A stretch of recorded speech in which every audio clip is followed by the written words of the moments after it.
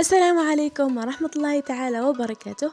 اليوم في وصفات ناجحة راح نشوفوا قراطة الشوفلور اللي تقدروا ديروه كطبق ثاني في مائدة رمضان.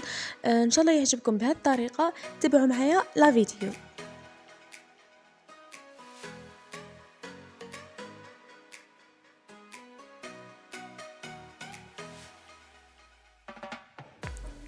لهنا كأول خطوة بديت نقسم في الشوفلور تاعي به نغسله ونحطه يفور.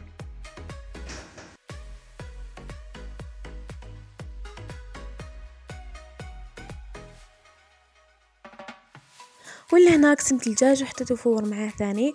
ما قليتهمش باه ما يشربوليش الزيت وتجيني الوصفة صحية أكثر.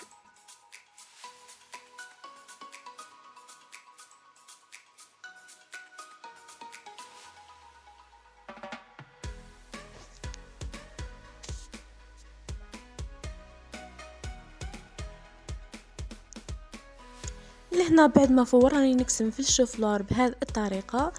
وثاني راح نقسمو هذاك الدجاج راح نقسمو صغير كيما هكذا.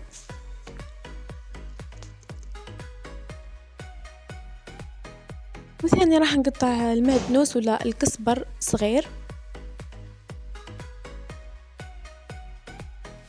ولهنا راح نجيب هذاك المول وندهنه بالزبدة.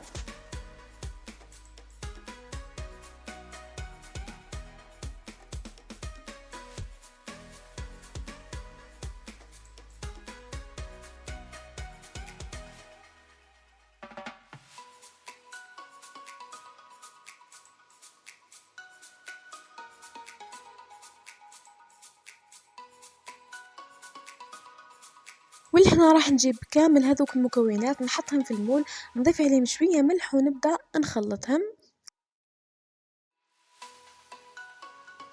وثاني ضفت هذاك البيض وربيت الفرماج من فوق ونحطه يطيب في الفور.